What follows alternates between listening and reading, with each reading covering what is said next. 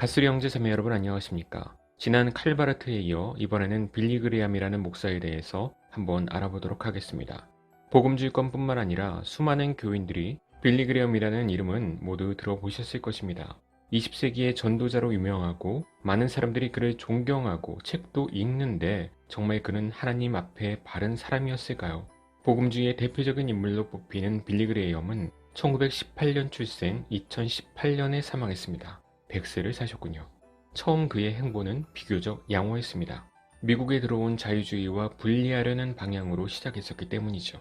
빌리 그레이엄은 우리는 어떤 형태의 현대주의도 너그럽게 보거나 교제하지 않는다 라고 말하면서 자유주의를 배격하는 모습도 보이긴 했었습니다. 현대주의가 자유주의죠.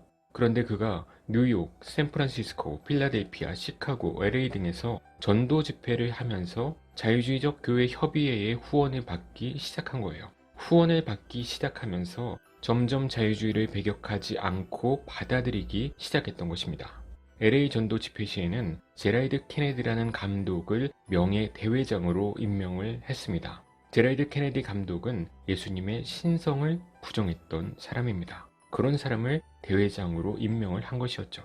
또한 1967년 빌리 그레이엄은 천주교 예수회 소속 벨몬트 애비 대학에서 명예 박사학위를 받으면서 이 학교를 설립한 복음과 오늘 밤 나를 이곳에 오게 한 복음은 여전히 지금도 구원의 길로 인도하는 그런 복음이다 라고 말하였습니다. 이 말은 천주교의 복음이 개신교의 복음과 같다라는 의미죠.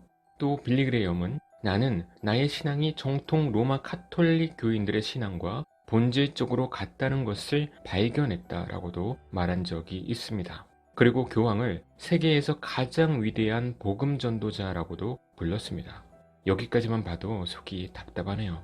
1993년 6월 빌리 그레이엄은 미국 피츠버그에서 세 번째 전도대회를 개최했는데 1050개의 교회들과 65개 교단들이 협력하였고 이 대회에서 6명의 천주교인들이 실행위원회에 포함되었습니다. 빌리 그레이엄은 천주교회와 개신교회의 신학적 상이점들이 개인의 영혼 구원에 관한 한 중요하지 않다라고 말했습니다. 천주교의 교리 차이가 구원과 상관이 없다는 것이죠.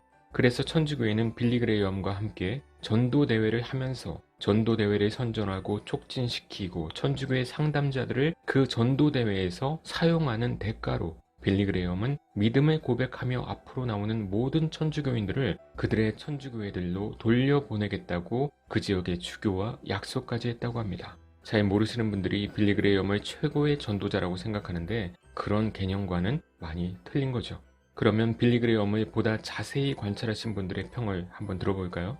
먼저 오 디모데의 편집자 데이비 클라우드는 빌리 그레이엄의 문제점에 대해 이렇게 열거했습니다. 성경이 무오한 하나님의 말씀이라고 변호하지 않는 점, 예수님의 동정녀 탄생이 기독교 신앙의 필수적 부분이 아니라고 말한 점, 예수 그리스도의 피로 말미암는 구원을 강조하지 않는 점, 지옥이 불붙는 고통의 장소라고 믿지 않는 점, 구원받지 못한 이방인들이 지옥에 가지 않을 것이라고 생각하는 점, 신학이 더 이상 자기에게 아무것도 의미하지 않는다고 말한 점, 이단적인 로버트 슐러의 복음에 대한 잘못된 개념들에 동의한 점, 그리스도를 부정하는 자유주의자들을 칭송한 점, 수천 명의 회심자들을 배교적 자유주의 교회들에 넘겨준 점.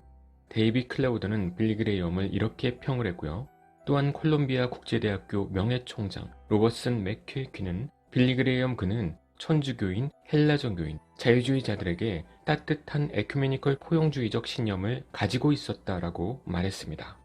1997년 5월 31일 TV방송 로버트 슐러와의 대담에서 빌리 그레이엄은 이렇게 대답하였습니다. 나는 그리스도를 사랑하는 모든 사람 혹은 그리스도를 아는 모든 사람이 그들이 그것을 의식하든지 못하든지 간에 그리스도의 몸의 지체라고 생각한다. 그들이 심지어 그리스도의 이름을 알지 못할지도 모르나 그들은 그들의 마음속에 그들이 가지고 있지 않은 어떤 것을 필요로 한다는 것을 알고 있고 그들은 그들이 가지고 있는 유일한 빛으로 향하며 나는 그들이 구원을 받았고 그들이 우리와 함께 천국에 있을 것이라고 생각한다.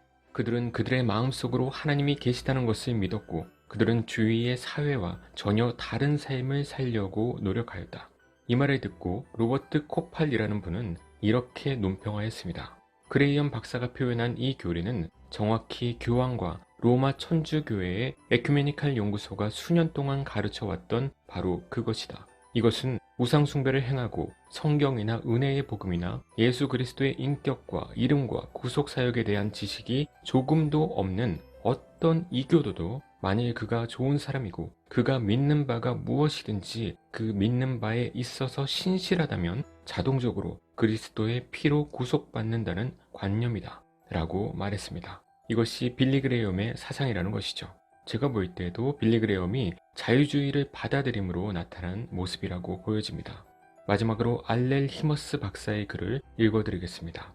히머스 박사는 크리스토퍼 케이건 박사와 함께 쓴 죽어가는 국가를 위한 설교라는 책에서 통계에 의하면 그레이엄 박사의 전도 대회들의 결실로서 교회들에 등록하는 사람들은 거의 없다. 숫자들은 거짓말을 하지 않는다라고 썼습니다. 히머스와 케이건은 그레이엄의 전도 대회에서 그리스도를 믿기로 결심했다고 주장하는 자들 중에 어떤 교회의 교인이 되어 머무는 경우가 거의 없다는 것을 보여주는 다양한 통계 조사들을 인용합니다. 그들은 또한 주장하기를 그레이엄의 전도 대회들은 그 대회들이 열린 지역들의 도덕적 분위기를 도와주지 못했다고 합니다.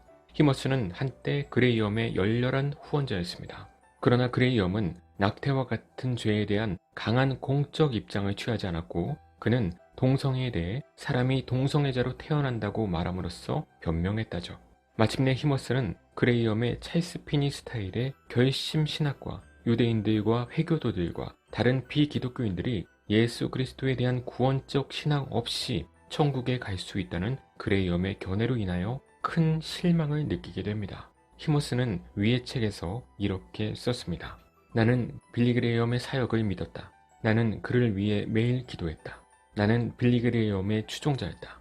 나는 빌리 그레이엄을 신뢰했다.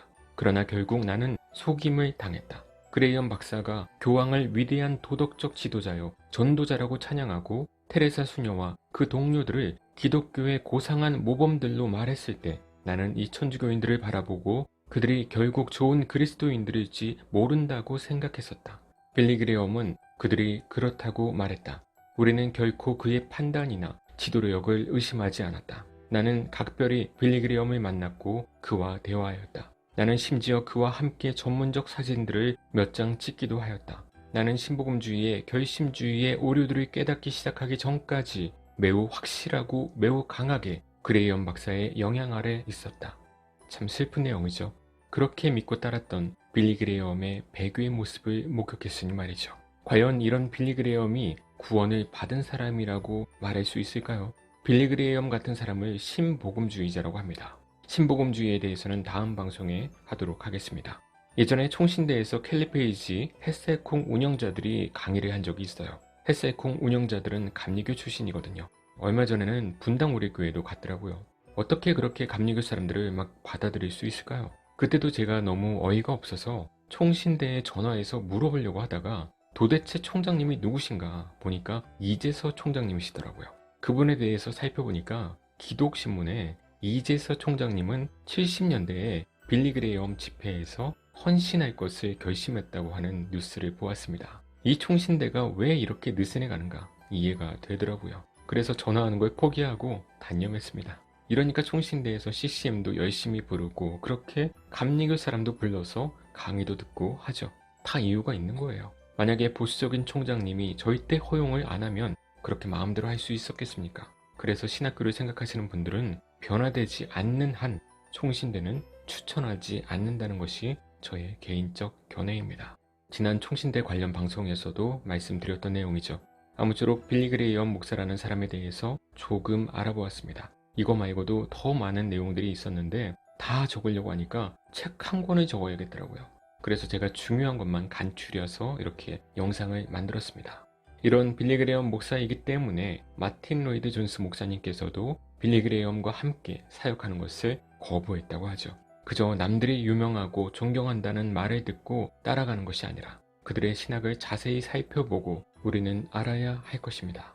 이 시대에 이런 빌리 그레이엄처럼 신복음주의가 아닌 타협하지 않는 정신으로 신앙생활을 하며 진리를 수호하고 하나님께 충성하는 그런 저와 여러분 되시길 주님의 이름으로 축원합니다.